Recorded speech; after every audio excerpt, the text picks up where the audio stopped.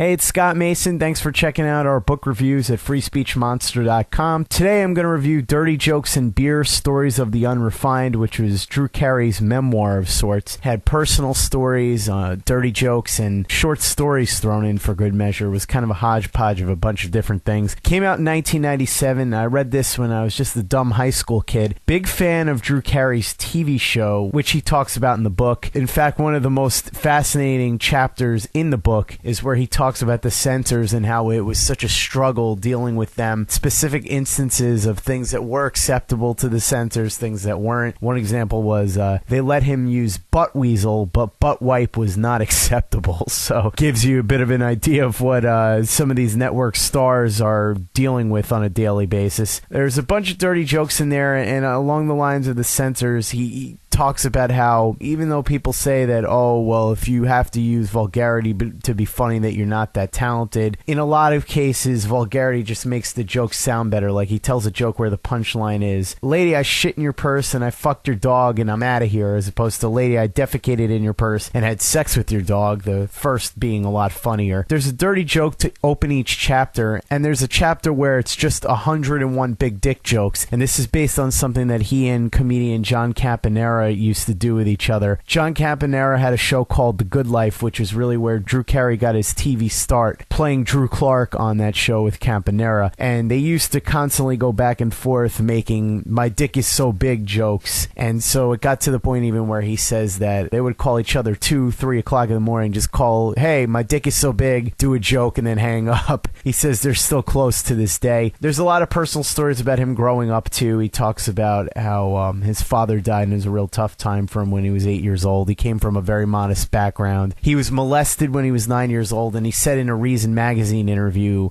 later that year that he only told the story as if to say, hey, here's what happened, I got over it, I don't dwell on it, and he was trying to use it as a way to say, hey, it's an experience that happened to me, but I overcame it. He didn't want it to become like some big calling card, and to this day he pretty much never brings it up because he doesn't want to be seen as somebody who's a perpetual victim. Another sad thing was at one point he even tried to kill himself, but he also, again, tells that story because he wants to show that, you know, you can go through tough times and come through. He doesn't really talk about that too much these days either. He lived in Vegas for quite a while, and he compares and contrasts it to Atlantic City. He says how Vegas is amazing, and the difference between Vegas and Atlantic City is like the difference between $1,000 a night call girl and, you know, some $50 hooker.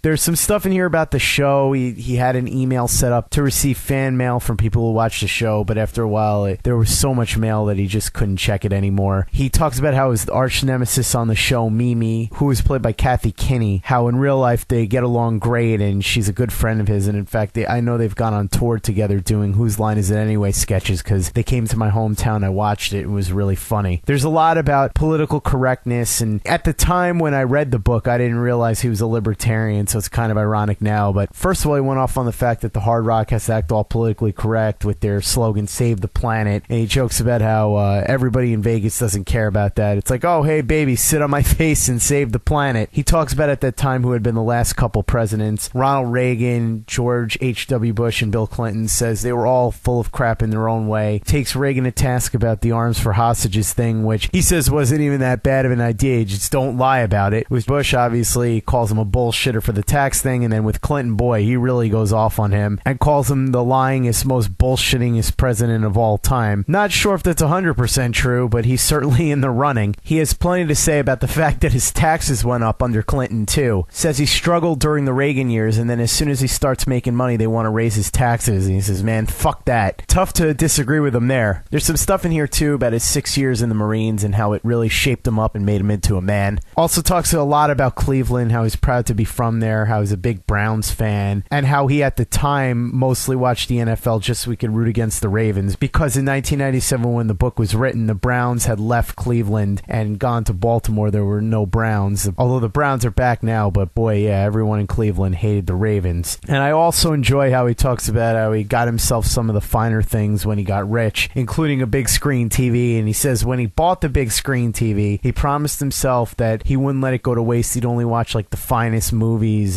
and whatnot. But then he ends up finding himself watching pretty much nothing but porn on it, and he says that's like getting the finest china available and then eating nothing but McDonald's and pizza on it, which I guess is an apt description, but hey, nothing wrong with eating McDonald's and pizza. Overall, this isn't a political book. I mean, there's a little bit about politics, like I said, but it's mostly just funny stuff. A lot of inside stories from showbiz and then just from Drew Carey's life in general. Some of it is more serious, but a lot of it's just really funny. If you read Dirty Jokes and Beer, Stories of the Unrefined, I'd have a hard time believing that you won't come away having been thoroughly entertained by it.